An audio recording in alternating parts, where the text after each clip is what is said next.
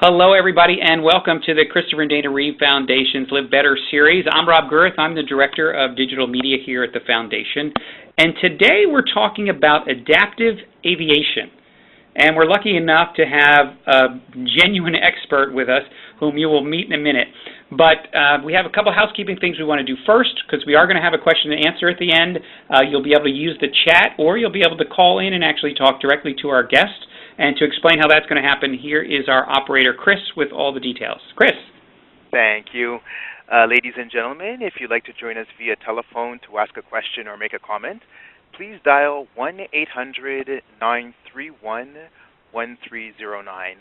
Once again, that's 1-800-931-1309, and press 1-4 to register with the operator and be in queue. You may also ask a question via the chat feature located on the lower left corner of your screen to type in your questions. And as a reminder, this webinar is being recorded today, Wednesday, September 11th, 2013. Thank you, and I'll turn it back over to you. Thanks, Chris. And let me introduce now our host for today, who is Candace Cable. Candace is a pioneer in the sport of wheelchair racing and a 12-time Paralympic medalist in 3 different sports. And if that doesn't blow your mind, nothing will. She's an amazing woman that I've enjoyed spending a lot of time with on these webcasts, and it's really a good time. And so I guess it's up to you now to introduce Bob and get this thing started, Candace. All right. Hey, thanks, everybody. I'm super honored that you're here joining us because Bob is, I have to say, one of my favorite friends. And with this Live Better series, we really want to be able to expand your horizons on, what's out there that can be keeping us healthy in our bodies and our minds and our spirits. And today we've got Bob Vogel, who has always had a passion for going beyond the limits of, I love this, that James Brown says, Gravity. Ever since he was a young boy. Early in his life, he learned to scuba dive, and this feeling of freedom from gravity fueled his desire to fly higher. This passion brought opportunity in the form of a career as a freestyle snow skier, specializing in mogul skiing and aerial acrobatics. In the early 1980s, Bob was placing consistently in the national championship competitions and had earned his Screen Actors Guild membership as the main stuntman for the classic film Hot Dog, the movie. The next year, Bob was chosen to join the famous Volvo ski team and traveled the globe performing aerial acrobatics for crowds of over 10,000 people. However, at the age of 25, while preparing for a skiing stunt, Bob crashed. The result, a T10 complete spinal cord injury.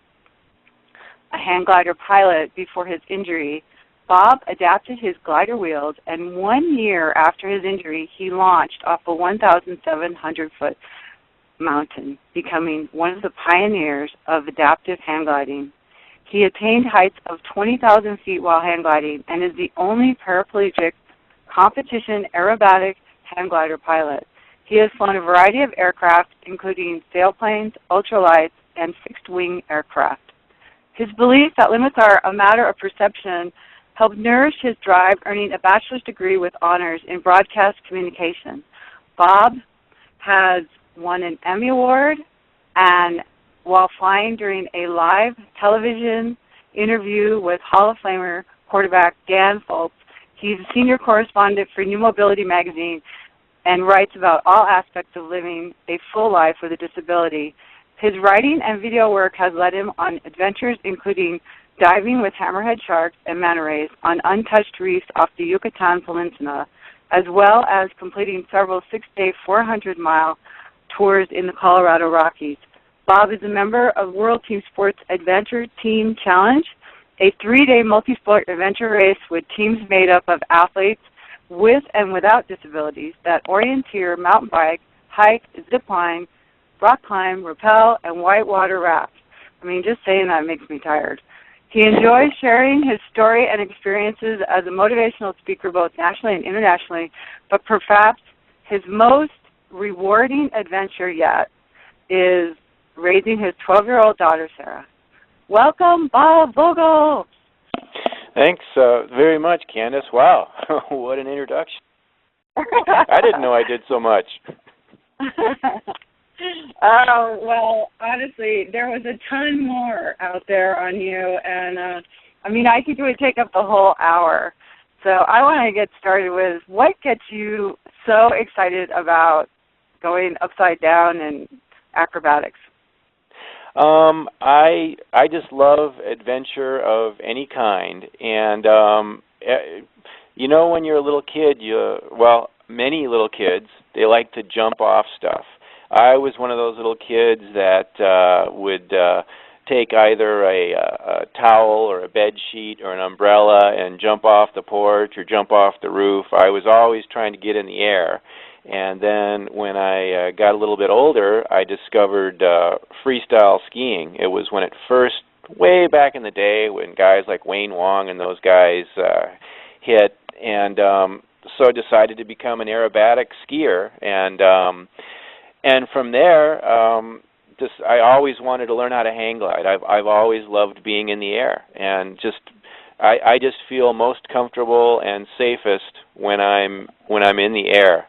It's when I'm down on the ground trying to deal with everyday life that I get myself in trouble. It's that gravity thing.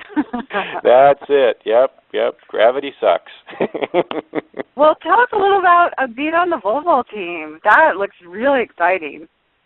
That was really the culmination of my skiing career. Essentially, it's the greatest ski team ever, and what they did was it's an advertisement for Volvo cars, and they take the 8 top acrobatic skiers in the world, and they would send us around the world, and every week we'd be flown first class to a different ski resort in France, in the Alps or wherever, and we'd spend a whole week there skiing with various media. Every night we were paid to go to pubs and be the guests of honor, and at the end of the week we would do a Volvo ski show, which would be a choreographed ski show under lights with fireworks and everything, and crowds of up to 10, 15,000 people. People would wait in line for half an hour, 40 minutes to get our autographs. It was being a skiing rock star. I couldn't believe they were paying me to do that, and I loved every second of it. Unfortunately, getting ready to do a stunt for Volvo in 1985, that's how I got injured. I got a little bit careless and didn't check my speed properly and went into a jump too fast and landed on my shoulders instead of my feet after doing a huge somersault and broke my back. Oh, okay. Now, but did you know right away? Yeah, I did. Do we want to talk about hot dog first or the injury? Yeah, go ahead. Talk about hot dog because it's up there. And another one of my accidental claims to fame is I'm one of the main stuntmen in the MGM movie Hot Dog the Movie. So on the right side of this photo here, that's the cover for the DVD for Hot Dog, and I'm the little tiny guy on the right side there in the red pants. And on the left, that's me stunt doubling for the Japanese guy, Kendo. This was all filmed at Squaw Valley in 1983, and I actually at the time had a broken shoulder, and I showed up at the trailer where they were making the movie, introduced myself to the casting director, got a job as an extra, kept hanging out, managed to talk my way into becoming a stuntman, and actually did all the mogul skiing stunts and all the aerial acrobatics with a broken shoulder and a couple ribs. But when you're young, you're invincible, and you can get away with that kind of stuff. So I'm curious. I'm always wondering about how people find the courage and the desire to want to jump off things. Like you have, we had Brad Parks on, who also was a freestyle skier and was injured freestyle skiing. And my question is, how did it build inside of you to want to jump off of things? I mean, I know you said as a kid jumping off of things, but as an adult to continue it, what was the fuel of it? Well, my story is a little different than most people. A lot of people that do this, they just always are pushing the limits, and they have the no fear kind of thing. I had the desire. I wanted to do aerial acrobatics and huge ski jumping more than anything. I had a huge amount of fear. There's nothing more terrifying than coming into a 10-foot jump at 40 miles an hour and only being able to see, like 2 miles away. So I in fact, worked with a sports psychologist for a year or two to doing various relaxation and hypnosis techniques because I wanted to do this more than anything. And she helped me get over the fear so I could do all of these huge jumps. As one friend of mine pointed out, after I broke my back, I think she might have done a little too well on her on her technique there. So yeah, that's how it all sort of wrapped together. Yeah, and you sound like someone who wants to incorporate all the opportunities and abilities out there to be able to succeed at something that you have a desire to do, yet you have some fear with it. So did that also propel you through with your spinal cord injury?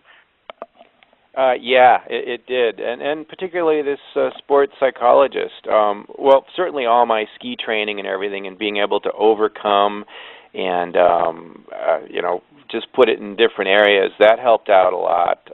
When I was first injured, I worked again with the same sports psychologist to deal with my spinal cord injury and everything from the pain to just the drastic life change and everything. I worked with everybody I could. I went to support groups, and that helped out a lot. I went to various things like disabled water ski, learn to ski things. Getting involved with other people that did wheelchair sports was real helpful. The main thing, though, was just getting involved in my regular sports. Everything, the theory of relativity. When I broke my back, I was lying there in the snow, and I knew I was paralyzed right there on the slope, and I was in this amazing amount of pain, and when the doctor said it's unlikely I'm never going to walk again, I'm immediately thinking, okay, I've got my hands and arms, I can still hang glide. That was my immediate switch on how I could deal with it. And that's back just in the the way saddle, I play it. right? Yeah. So literally right there when there's that question and answer between the patient and the doctor, my thought was, I've got my arms and hands. I'm as lucky as can be. I can hang glide. Well, so you had that first thought, and it seems like from what you told me and what I explained to everybody else, 1 year following your spinal cord injury, you were back in the saddle again, so to speak, because you were a hang glider before, and here you were adapting your equipment so that you would be able to do that without using your legs. Tell us what that was like, that first moment of going off the mountain. Well, it was really amazing, and I like to point out I was very, very lucky that I sort of knew a person. Let's see if we can see this guy right here. That's a guy named Dan Buchanan, and he was actually a hang glider pilot, paraplegic hang glider pilot in our area, and I just sort of generally knew him, so I knew it was possible. I think he's the second paraplegic hang glider pilot in the world. So he showed me how to adapt my glider with wheels, and my idea was get my back healed up as soon as it's safe, meaning, my spine healed up. So it came to be that all my gear was together and my back was healed, and the weather came to, I wanted to do this anyway. A year to the date of my injury, at the exact same time, all my friends and everybody were up there. This is a mountain in the East Bay Hills, Ed Levin Park, and the wind came up the hill. The way I launch, I'm in my glider on my wheels, you can see on that upper picture, and I get a person on the back of the glider, one person on each wing, and I say hit it, and they run me down the hill as fast as they can, and then they throw me, and I just peel off into the air, so like a giant paper airplane.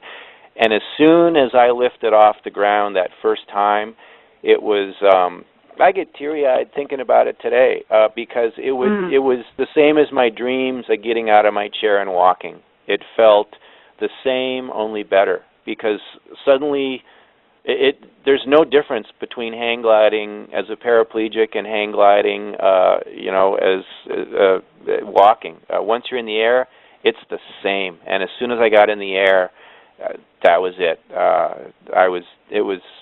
The circle was complete. Oh, yeah, you felt like you had yourself back again. Yeah, I mean, it was absolutely the same. So really, the only adaptation is the wheels? I mean, and besides having someone, rather than you running, two people launching you? Well, I'll take that back. There's one other adaptation. This you see this lower picture here, this harness that I fly in. Every pilot flies in one of these harnesses. Normally, they would have a zipper on the bottom of the harness, so they would be able to run down the hill and then put their legs up in that harness and then zip up the zipper. I just sewed up that zipper and put a little skid plate on there, so my legs won't come out at all. So that's adaptation number 2. But other than that, really, it's putting the wheels on the glider. You can kind of see the wheels right there. You roll on those wheels. So once you're in the air, not only is there no difference, but all the wheelchair pushing and everything, hang gliding, if you're flying doing stuff like aerobatics or flying in really turbulent air, it requires a bit of arm strength. If you're flying on a smooth day, it doesn't require much. Point is, all of my strength and everything from chair pushing, as we all know, is in my upper body. So if anything, I'm more able-bodied in the air than a non-disabled person. It's an advantage being a paraplegic when you're airborne. Landing is easier too because you land on wheels as long as you've got a smooth landing area. Now, someone who's quadriplegic, could they, because they're suspended in the harness, and if they had a little bit of hand grip, could they fly independently on a hang glider? Yeah, and everybody's unique. To fly independently, you definitely need bicep and tricep, and excuse me, you need enough. You need enough hand strength and grip that you can basically hold a bicycle, like the handlebars of a bicycle. Also, you would need enough grip that we all fly with parachutes on our chest. So you would want to be able to have enough grip that you could grab onto like a Velcro strap and peel Velcro off in the unlikely event that you had to use your parachute. However, if a quadriplegic wanted to try hang gliding, anybody can pretty much try hang gliding. I know I know somebody that has had advanced ALS where they could barely even lift their head up, and it's easy to modify a harness, and then you can go tandem with a licensed tandem pilot that's trained to take people tandem. It's on a little bigger glider that flies slower, so it's real easy to take a ride with a licensed pilot and just feel it, enjoy it, see how you like it, and there's also different ways to launch. You can launch off a hill. You can also launch by getting towed from the back of a vehicle where line pays out and kind of tows you up to altitude. And the latest way to launch is to get towed up by an ultralight, just like they tow the glider planes. Again, for somebody that just wants to try it, there's hang gliding schools all over the country. And at the end of the show, I think we'll have ways to get hooked up to it. But there's licensed pilots all over the country that are licensed to take you, and I don't know, for whatever, $100, $200, you can go on a flight, beautiful, smooth flight, see if you like it. And there's I know you can, as far as paraplegics, there's a couple schools that have already taught a few paraplegics that have never flown before and got them all the way through to their ratings. Probably the most popular one is a place, and that'll also be at the end of the show, called Wallaby Ranch. It's a beautiful big grassy field down in Florida, and they tow you up with ultralights, and they're really used to working with paraplegic pilots. Now, what does that mean to get your rating? Is that a type of a certification or something? Thank you so much. Yeah, you can't just grab a hang glider and fly it. Anybody can take a tandem ride from a licensed instructor, but hang gliding has a system of ratings where a beginner means, you can basically learn on a beginner hill or go tandem with an instructor, and it has beginning through expert, and every rating you earn gives you the ability to fly at like bigger mountains or various cliffs or in different weather conditions and so forth. Does that answer your question? Yeah, it does, absolutely, because it really does sound like you have to go through different levels of certification, and it kind of reminds me of the idea that I've seen people tandem skydiving when you first, like you mentioned, that you could tandem hang glide so that you can feel what it's like and then move on from there to be able to learn to do it yourself. Now, you have, it looks like you get really high, but in this one where you were at 20,000 feet, actually, if we back up a little bit, I'll tell you a little bit. Okay. Yeah, we'll go with this one first, and then we can back up. Either one. I'll just tell you some different parts of flying. But I was just going to say, just on the regulation thing, I'm so glad you brought that up again, because that's a thing about hang gliding now. The hang gliders themselves are phenomenally safe. Structurally, they're at least as strong, actually stronger than your general aviation aircraft. A Cessna, we're all familiar with the propeller aircraft. With the rating systems, it's very structured that way, and so as you learn, it's extreme. It's a very, very safe sport. I feel much safer in a hang glider than I ever do on the road. So it is a very safe sport, and particularly if you're going to take a tandem ride just to fly it, just to fly a hang glider. And there's all kinds of different ways you can stay aloft depending on what the conditions are. If there's no lift, you just gently glide down, which is a nice way to learn. But the real fun is going on a day and going in conditions where you stay up. For instance, if you're flying at the coast where you fly, the picture to the right, I'm flying on the edge of about a 300-foot cliff on the coast of California. The ocean breeze is hitting this cliff and it gets pushed upward. And I can just ride this breeze back and forth as fast, as long as I want. I can get 400 or 500 feet above the cliff, or I can dive down below the cliff. I can go out over the ocean. If the whales are migrating, I can fly over them. I can hover behind red-tailed hawks. I can come in and land, have a snack, go right back out and soar for another couple hours. And then the photo to the left, I'm flying over the San Juan Mountains in southern Colorado, and right there I'm at about I'm riding thermal lift there, which is the hot rising air that creates clouds. And right there I'm at about 17,000 feet, way over the backcountry, on my way to the next photo, which is I'm at 20,000 feet. Right, and in this one, I think you said you had oxygen. Yeah, let me see where my little pointer is here. Right there. I've got an oxygen tank in my harness right there, and you can see this hose that's running along my back. It goes right into my helmet, and I've got a little, just like a little snorkel. So I also have an altimeter and everything, and if I get above maybe 14,000 feet, I'll put oxygen on. This particular day, the lift was really good, and I took off. The mountain is at 12,000 feet, the launch, where they pushed me off, and immediately after takeoff, I found an area of good lift. We find lift, we circle in it. We make really tight circles like the birds do, like you see the hawks do. And the lift was taking me, I was going straight up at 2,000 feet a minute. So in the matter of maybe 4 or 5 minutes, I was at the base of this cloud at 20,000. And to give you an idea, this mountain peak right here. This is Mount Snuffles, and that's about 14,000 feet. And on this particular day, I just kind of flew all over the place at around 20,000 feet. This pilot right here is a good buddy of mine. We both had radios, and we were, kind of flying close to each other, taking pictures.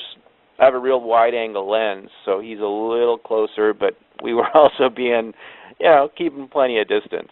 But times like this is just magic. In the landing area, it was about 75, 80 degrees, and at 20,000 feet, it was below freezing. I was getting a little bit of ice on my mustache, and the air was just so crystal clear that all the mountains and everything, it was like being in a real IMAX movie. You know how it's so clear on that IMAX movie? Mm-hmm. It looks better than real life.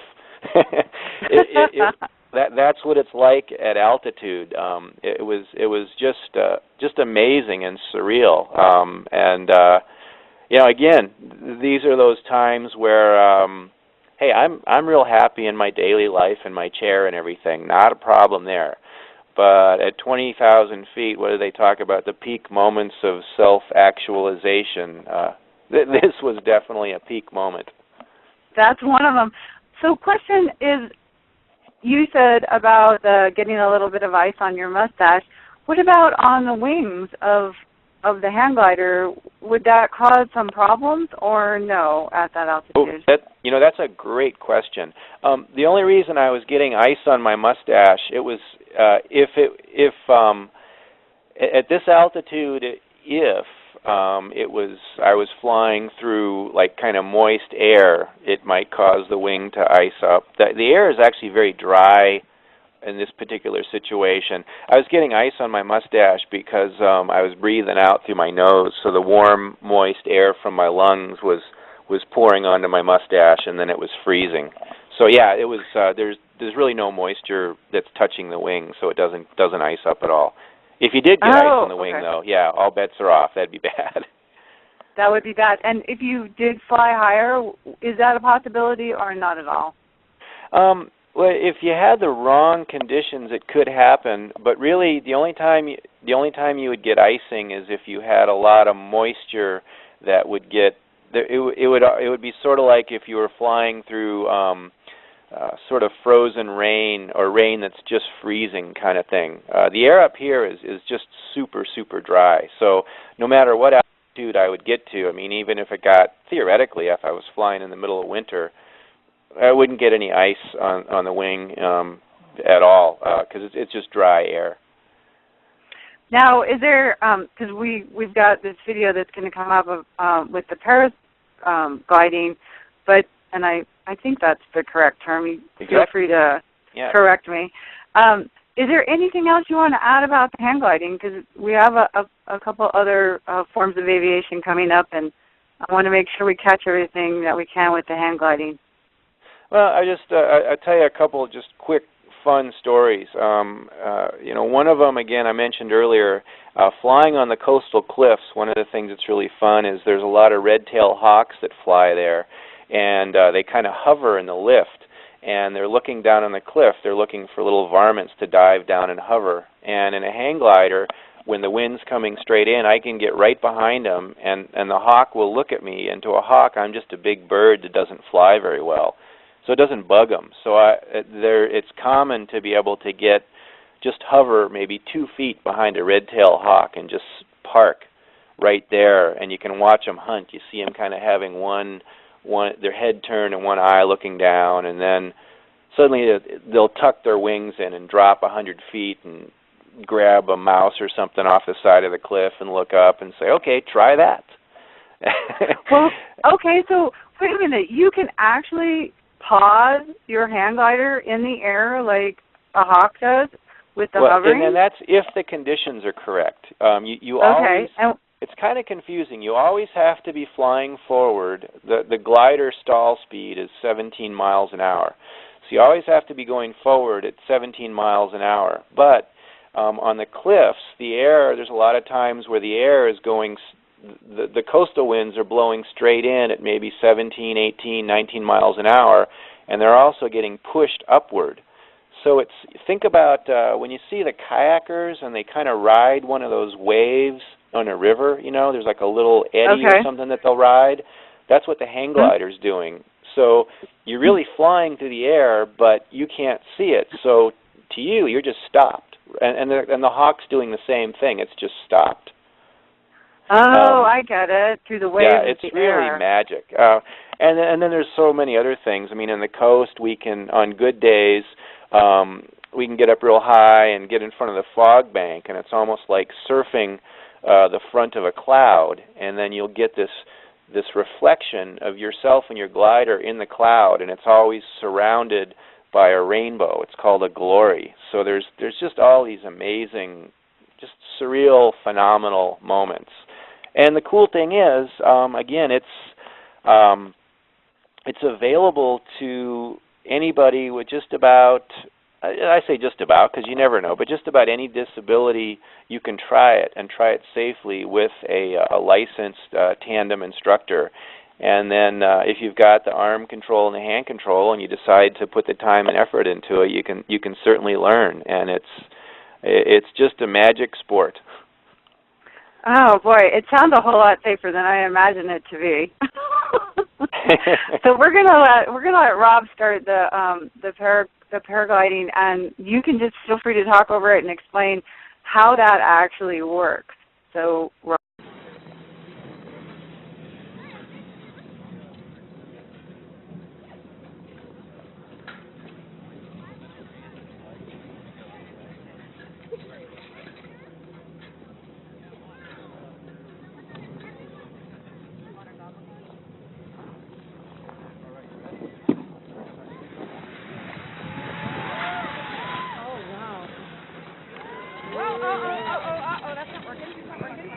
No, she got her.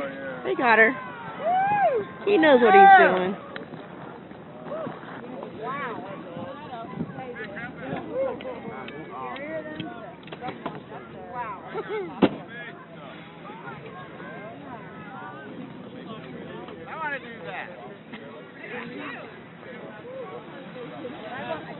At the end of our show, we'll give a link.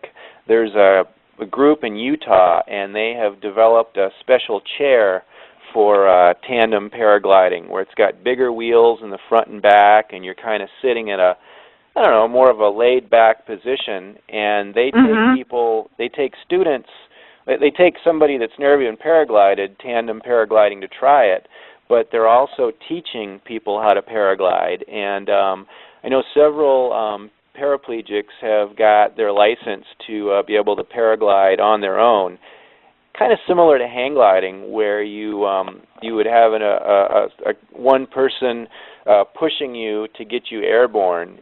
And the good thing about a paraglider is it flies so slow, and so you can fly in very, very little wind or almost no wind, and it's really good for areas where there's smooth lift and stuff. And again, when I first heard about tandem paragliding, I was thinking being in the upright, or I was thinking of flying a paraglider in a regular chair where your spine is up and down straight.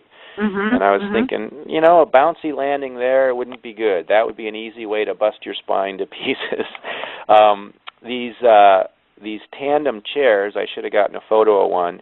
You're kind of sitting in a reclined position. So if you come in and you hit maybe just a little hard, your back is sort of laying, it's more laid out, so you don't stress your spine. Actually, that's one of the other safety things about hang gliding is because you're lying down and you have the control frame around you, if you do have kind of a hard landing, your body is very protected by the hang glider frame. And that's, to me, that's the key. I am definitely not the old, no guts, no glory kind of thing. I've been hurt way too many times after my injury, just silly things, falling out of my chair, throwing a tennis ball for my dog or something. I break pretty easy in my legs, so I don't want to get hurt again. So I'm a big big believer in adventure, but adventure with knowing all the risks and minimizing the risks and not doing it if the risks are too great. Right, and the piece that I really like that you're emphasizing is just the protection that already exists around you as a result of whatever apparatus that you're using. Now, when you said that the paragliding is slow, what does that mean speed-wise, slow?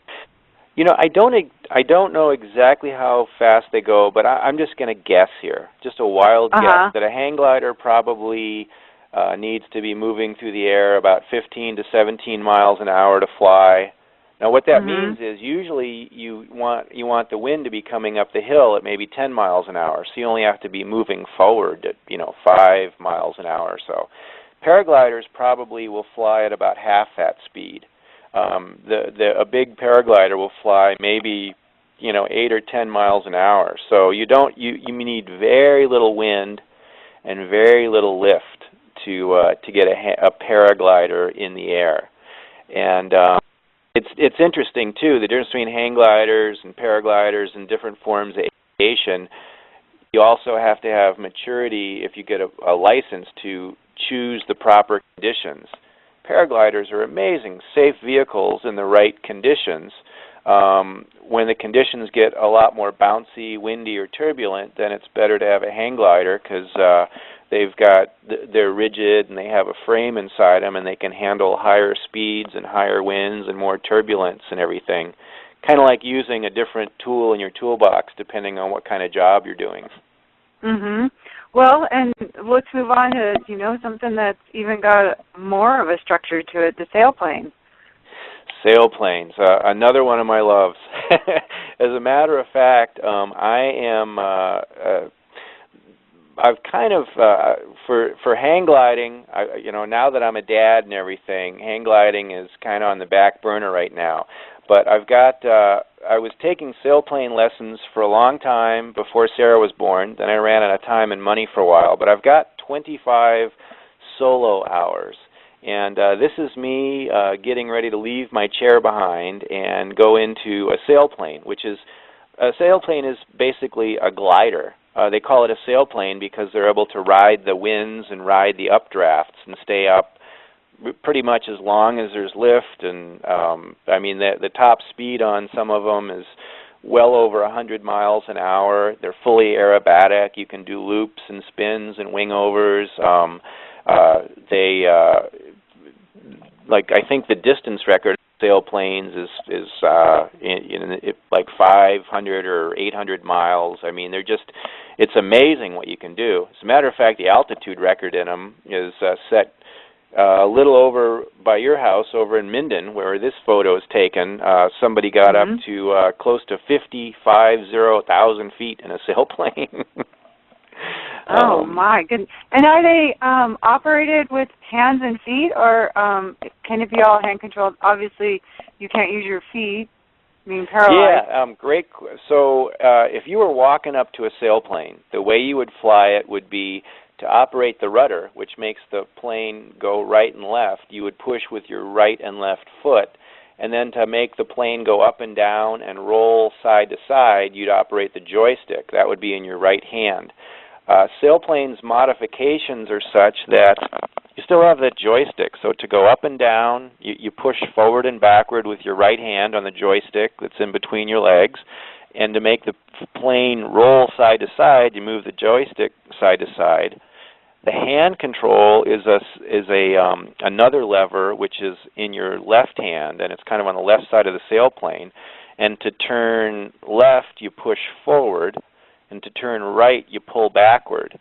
And the cool thing is, with sailplanes, you have to have some arm movement, but you need very little arm strength. I know of at least one person that kind of a mid to low-level quad. He's got absolutely no hand movement at all. And he developed a pair of gloves with a set of hooks on them. So when he's getting ready to fly, he's wearing these gloves with hooks, and he just drops the hooks onto the to the rudder and the various control sticks, and he can move them around. And then the way you get a sailplane in the air is, let me see if I can get my little pointer here. Right here. Oops, let me try my pointer again. There we go. Okay. Sorry about that, folks. Right there, a rope attaches to the front of the sailplane. So right at the front of the plane? Yeah, and to get into the air, you get towed by a regular airplane, and the regular airplane will tow you up to a couple thousand feet. And then in order to release it, you have to pull on this little knob. Well, this guy just took, ingenious, he took a little dog leash that wraps around his arm, and he attached it to the knob, the quadriplegic, so in order to release the knob, he just pulls on the dog leash, it pops the knob, and boom, the rope falls free, and then you're free to just go flying wherever you want.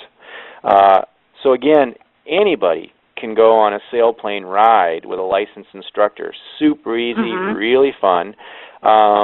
It's quad friendly as long as you've got some arm movement, and even better, to take sailplane lessons probably costs between $75 and $100 an hour. It's one of those great, kind of a wheelchair deal though. There's a couple organizations around the world.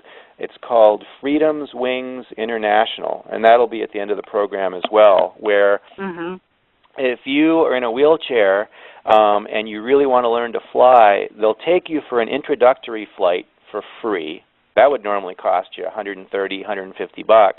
And if you really want to learn to fly and you don't have the money but you've got the will, they offer scholarships where they essentially will teach you for free as long as you've got the enthusiasm to learn. And, you probably want to help out around help out doing a few things for them. But you could go all the way up through getting your sailplane license, which is, anywhere from $3,000 to $5,000 for free if you're in a chair. Oh, that's one of those amazing a phenomenal aviation program.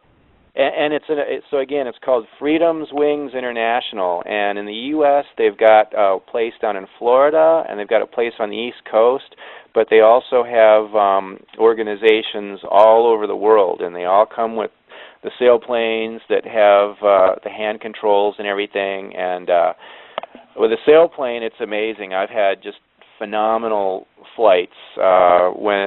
With my instructor, I took aerobatics training, so I learned how to do loops and spins and rolls, and then on my solo flights, I was flying for 2 or 3 hours in the Sierra Nevadas, and getting up to 18,000 feet and racing underneath clouds, and then flying 20 miles over to the next mountain range, and just flying way out, and we call it dinosaur country because we kind of make jokes that there's nothing back there but dinosaurs. Now landing, what is that like? The landing in this, it doesn't look like it has much for wheels. Yeah, well, actually, it's interesting. The front wheel there. Let me get my little pointer. The front wheel here. That's only just when you roll to a stop. The main wheel you land on is right here. There's a big rear wheel, and then we'll look at this other sailplane back here. Actually, we'll look at this one here. All of them have a little tail wheel that touches down at the very, very back. Oh, okay. Excuse me. So what you do is you want to land on this main wheel here. On any form of aviation, takeoff is pretty easy. Flying is super easy. Landing, that's where it's all or nothing. And sailplanes, they're very controllable. You can control like how slow or fast they go, super controllable, but you don't get a second chance. So you've got all this control, but you really have to line up the runway and make sure you've got everything perfect, because unlike a propeller plane, you can't decide halfway through, I think I'm going to add more power and go up and around. My first landing was possibly one of the most embarrassing moments of my life, and now everybody can hear about this. They were having a national championships, and it was my solo flight. I'd been flying with my instructor for about I don't know, 20 or 30 flights, and we got out of this one flight, and all these like world hot shots are there, and my instructor, he gets out of the plane and he says, "All right, take her up. You're on your own." And like I was so excited, and so I'm kind of nervous, and I do the takeoff, and I'm up, and I release the tow line, and here I am. I'm flying on my own, and it was one of the few times in my life where all of my training and everything of just take it easy. Suddenly I realized there's nobody in the back to help me out if I mess up. And I came in to land, and everybody's watching me, and just as I touched down, I was supposed to straighten the plane out. It was getting pushed a little bit to the side, and I pushed the rudder the wrong way, and the plane kind of caught the wheel funny, and it ended up bouncing off the runway. I mean, nothing happened. It was just dusty. Everything was fine, but I was so mortified, embarrassed. Well, but it my sounds instructor he just took me up, and he says, "You know what? We're going to spend all day tomorrow just practicing those controls, and then after that, I just dialed it in, and everything was fine." Yeah, one time in my life, I messed up a landing, though. Yeah, the inexperience, right? Yeah, there's something comforting about having that instructor in the back seat. Yeah, I can't even imagine trying to fly an aircraft. It's not something that I've ever wanted to do. And this one right here, the ultralight, looks like you're completely exposed, but similar to the hang glider in that it's got a nice frame around it. Yeah, you are protected by a frame. We all fly with, let me see if my little pointer's working here. I have a little parachute on my chest there if something really, really went bad. But there's, you see you got the front wheel here, and you can't really see, but on each side, kind of like right there, and on the other side, and on my right hand there, my hand is on the throttle. There's a little squeeze grip that tells you the propeller how fast to go, and it's kind of like a hang glider. I'm just showing off with one hand there, but actually I think I'm grabbing the camera button control. But essentially, you just have both hands on the control bar right here. Let's see if I can point that out, and then you fly it like a hang glider. And actually, so like to go down, you would pull it towards you. To go up, you would push it away from you. And then to go right or left, you would move it side to side like a bicycle steering wheel. And again, ultralight flying, same thing. Anybody can go with a licensed instructor, and same certification. There's this very strict licensing thing. So anybody that wants to try it can certainly do that.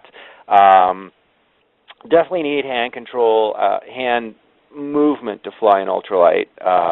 But this is actually the first time. This is one of those things that was before there was real serious ruling in the ultralight flying. And I had actually borrowed this ultralight. My friend Dan Buchanan had this, and he flies it all the time. And because I had countless hours in a hang glider and in sailplanes, he just says, "Hey, you want to try it?" And I got in and strapped my feet in. I'm like, what do? You hit the gas all the way and push out, or actually you pull in and you just go up. So this was my first flight. I just took it off the runway and went up to about 6,000 feet over the California Valley and flew around for about an hour and had an amazing flight. I don't recommend that at all. Not a good idea. Well, but you sound like you're a seasoned pilot, so you have a firm grasp on the dynamics of flying. And with a propeller, does that give you more pinpointing of control for directional movement, or even with landing? Well, it's a good. The only thing a propeller gives you the option of is if you come in for a landing and you're not quite lined up, it gives you the ability to go, push the propeller and climb out and go around. But one of the things people say is, "Oh, propeller and an engine, I feel a lot safer with that." And we kind of joke and say, a propeller on an airplane gives you about as much safety as an anchor on a boat. Meaning you should always fly with the idea that you can glide to a landing area. Don't, if you're relying on everything on the propeller staying running, you're kind of misplacing your trust. Right, because the power can cut out at any time. Yeah. Meaning you'll Absolutely. just always want to be looking where you are and what you're doing and everything.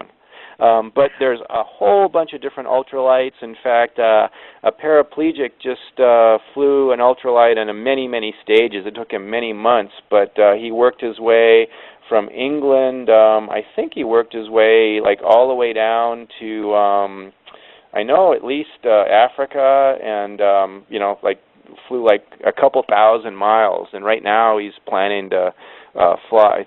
I think he's either planning to fly or has already flown all the way around Australia. So it's a very paraplegic-friendly sport, and for quads you do need to be licensed. You want to have hand movement, but anybody can take a ride, and again, it's just a blast. Right, and so on a fixed-wing aircraft, because we have a couple of pictures that we're going to go through quickly so we can leave a little time for questions if we have some. It looks like getting into a fixed-wing aircraft, you're loading right on the wing. And there's a couple of different kinds of airplanes. I don't know if you ever remember, the Cessnas, the wings are above the plane. So there the door just opens, and you would either drag yourself into the plane or have somebody lift you up. But this one, this is a low-wing airplane where you would drag your butt onto the plane, and right behind him the door would open, as you can see in the lower photo, and you get in. Fixed-wing aircraft, again, if you've got the money, it's just as easy to learn from a wheelchair as it is from when you're walking. You can see you make the plane go up and down and roll side to side using the yoke with this hand, and you see his right hand here. It's on a hand control. By moving that up and down, he makes the rudder move the plane go right and left. And those just bolt on. They cost about $700, and they're made and certified by the Federal Aviation Administration. So they'll bolt on to most private aircraft. And again, this is a sport that is quad friendly. If you've got arm movement, I know of several quadriplegic pilots that are, have arm movement, no hand movement, and they've got setups where they've got their license, and they've got the money that they've got their own plane, and they fly it all the time. Now you have some time in a fixed-wing aircraft also flying, right? Yeah, and it's called right seat time. So as you see the passenger, you kind of see barely the passenger's face right there. They've got a set of controls in front of them as well. So essentially what I've done is with an instructor pilot, I've taken the plane off in perfect conditions, and the perfect conditions, it's easy to take an airplane off, and I've flown an airplane around a lot. They're so easy to fly, really easy to fly. Never landed one. That's a whole different story. Oh, okay. And in the landing, if you are on the right side, can the person who is your instructor pilot, can they take over the controls if something seems to be going to miss? Yeah, absolutely. And if you were taking an official lesson, you would actually be flying in the pilot seat, and then the instructor would be over here on the right seat manning the controls. And so it's, again, the only downside of fixed wing, meaning any kind of airplane with a propeller and regular wings, is, it keeps those in the air, is money. Is money. They're okay. expensive to fly. Well, we actually have a question that doesn't relate to flying at all for you, but we have one of the listeners that would like to know where you did your rehabilitation for your spinal cord injury. Phenomenal place. Santa Clara Valley Rehab in San Jose, California in 1985. They were amazing. To this day, I still use the tools they gave me to protect my skin and all my body functions. Phenomenal. Yeah, and it looks like, besides the fixed-wing aircraft, that pretty much you're suspended. to a certain degree. So your skin is pretty protected, it looks like. It really is. And again, it's like I'm like a broken record, but skin protection is the most important thing. Oh, actually, there's a great question there for you, Candace. Do you want to ask it, or do you want it at the bottom? Which one? Oh, am I currently employed? Yeah. I'm so glad you asked that, Margaret. I am the senior correspondent. I'm a journalist for New Mobility magazine. You can check out my articles at newmobility.com, all one word. So I work like crazy, and I don't fly as much as I'd like to these days because mainly I'm working and being a dad. A lot of this aviation stuff was taken before I had the most important thing in my life, and that is my daughter, right here, Sarah Ann Vogel. And nothing is as exciting and rewarding as, for me, as being a dad. Yeah, I know. I've heard you speak about the adventure of it often. And the other question that we have up here is about resources, and we have resources that will be listed on the Christopher and Dana Reeve Foundation website. So I think that'd be the best place to explore any opportunities to be able to hang glide or sailplane or ultralight or fixed-wing aircraft, definitely. There's a question about your skin, Bob. Did you see that one? Great question, and it's near and dear to my heart. A couple things. Okay, I'm, like everybody, I'm 53 years old, post-injury. My skin, I just have skin over bone. So I've got a really thick Rojo cushion, just like I learned in Santa Clara Valley Rehab. I still get out the mirror every single night and every single morning, look at my skin. I also have a couple different cushions that I wear when I'm outside of my chair, either a J protector, good. There's another really, really good one made by Vicare, V-I-C-A-R-E. It's called the Vicare All-Rounder, like all around. That's another great cushion. I have both of those. I'm never, ever... I always have a cushion underneath my butt, always, because I'm one of those guys now. If I sat on the floor for 2 minutes, pressure sore. Oh, yeah, and Margaret, I'm a T10 complete. There you go. And we will we'll get that information on the cushions from Bob, and we'll have that also posted with the resources, everyone. Well, good golly, Bob, we got to the top of the hour here. I'm actually surprised because you and I have conversations that are endless, and for us to keep to a time frame is phenomenal. We're doing well. I so appreciate you coming and sharing your information with all of us, and really you are just a wealth of information, and for people to take the time to read some of the things that you've written with New Mobility magazine is going to really expand their knowledge. Thank you so much, Bob. Well, thank you, Candace, and thank you, everybody that tunes in. This was amazing, guys. I really appreciate it. I got to tell you, though, the picture of the ultralight flying, just sitting here in my very safe office with doors and windows all closed, when I look at that picture, my stomach just rolls right over. There's no way I could ever do that in my life. I'll tell you a secret. Everybody's got their own fear. I am incredibly claustrophobic, so I'm actually terrified riding in an elevator because I'm in a small room. So to me, this is the most relaxing thing in the world. So I understand about being afraid. Yeah, and I posted two things there towards the end on the chat. I posted the links to different things. One is the aviation resources, which is christopherreeve.org/sports.